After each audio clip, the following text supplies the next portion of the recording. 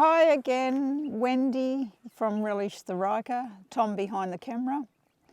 And we're on a short ride today, and basically a short video about me on two wheels, my introduction to two wheels many years ago. And enjoy. Thank you.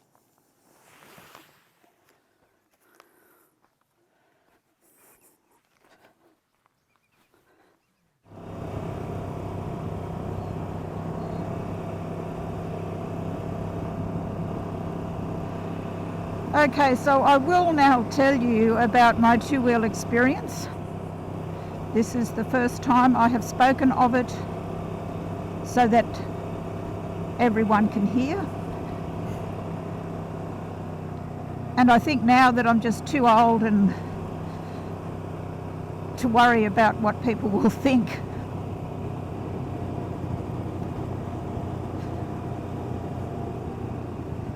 Just get through these little potholes here.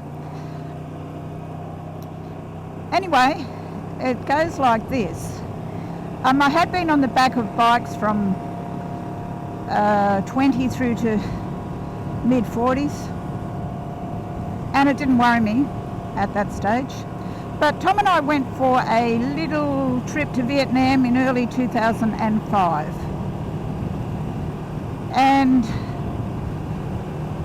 I was inspired by all of those people, young, old, 5 stacked on at a time,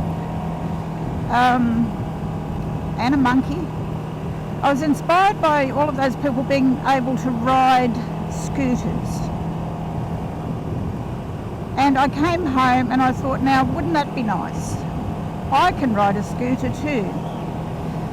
So I said to Tom, you know, what do you think? And of course, Tom being an avid bike rider, he probably thought, well, that'll be great. Wendy can go out places with me. He wasn't too embarrassed to see me on a scooter. So fortunately, he was in a well-paying job. He was working for himself. So we went out and we found a lovely little 125 Peugeot. Well, to me, it wasn't all that little, actually. Anyway, we took possession of the Peugeot. I got my L's, and Tom rode the Peugeot home. And I was quite eager to get on it. So it was night, and I thought, well, look, I'll get on the little scooter here and have a little whiz around the neighbourhood. You know, should be fine. What could go wrong? Well, first of all, just getting out of the garage and turning right or left was a big thing. But I managed to do that. But I said to Tom, I can't seem to get this steering right. It seems to want to go in the opposite direction to what I'm turning. Now, I still don't understand that, but I'm sure that's what was happening.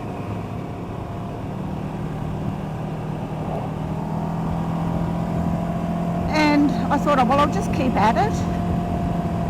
And I went for another little journey. I went out of the little driveway and I turned left and I went up and around a corner. Now, I don't exactly know what happened, but the next thing, and was night, fortunately, I know, I'm in the middle of the road with the scooter with the scooter on top of me, and my hand's still on the throttle, and it's revving madly. And I was in ever so much pain because it came down on my foot. So I suppose I just dropped it. I honestly don't know, but I was in the middle of the road and I was thinking, I hope no one comes out of their house or comes flying around the corner right now. I was in so much pain with my foot, and I can tell you, I had a bruise that was so big, and it was there for weeks, and that it was black. So I really did do damage to my poor little foot. And I limped at home, And there was another time I remember we had friends, man and a lady, and the lady suggested that we do an early Sunday morning ride. And they rode big bikes, but Celine had a lot of sympathy for me because she was always learning as well. She was off learners, but she was always learning. And she knew where I was coming from. So we get up early one Sunday morning. Now the ride was going from the south of Brisbane to the desert. So not a highway, but a busy road, to the desert, and we were going to have coffee at McDonald's, and then we were coming back home. And it was the middle of winter. Now, I don't know what I was thinking, but I honestly don't recall having a full-faced helmet. Maybe I did, I don't recall, but I do know that my eyes did not stop watering. But before we left Brisbane, the south of Brisbane, we pulled into a service station, must have been for fuel, and we pulled out of the service station, and fortunately it was still early in the morning, but we pulled out of the service station and I had no idea. So I pull out on my little scooter and Tom was behind me revving his bike ever so loud, and I thought, well, what's the problem with him?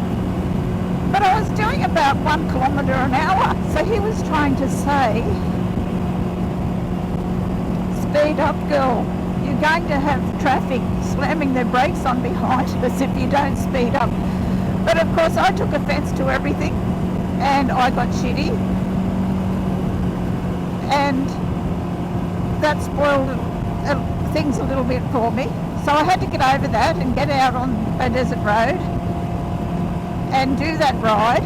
It was probably about half an hour to 3/4 of an hour ride. But, you know, I was out there. They were on their big bikes and I was on my little 125. So when I think about it, I laugh. I'm picturing myself. I was on my little 125 and I made it. I made it to the desert and we had coffee, and I was probably still shitty that Tom revved at me.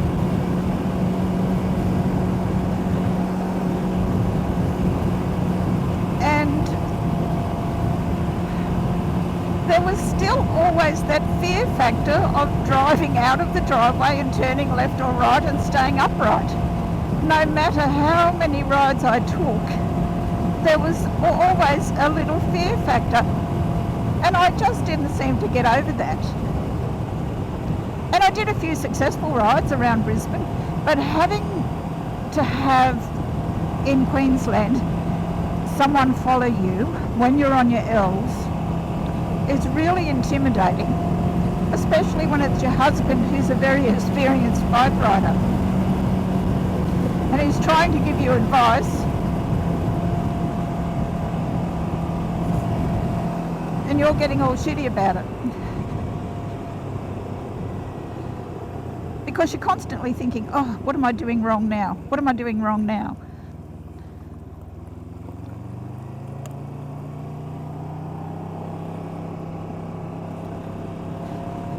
But anyway, look, I just gave up in the end. I think it was probably just the wrong time in my life. I don't know, but that was my scooter experience.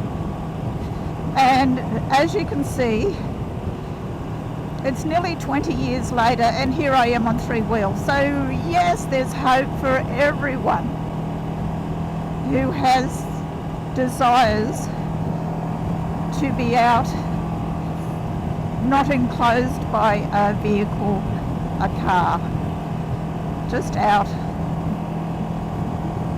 having a little bit of freedom out on the road. So thank you for listening to my two-wheel experience. And I really do hope that that Peugeot 125 got a lot more use after it left our garage. Thank you for listening.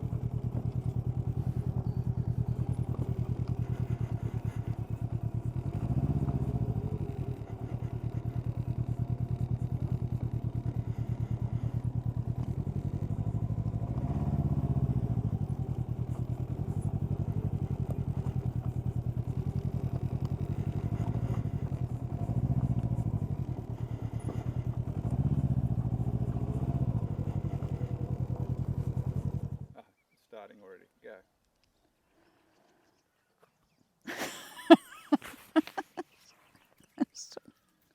And it's not, I'm not editing that out. No, don't. Go. Yes, you are.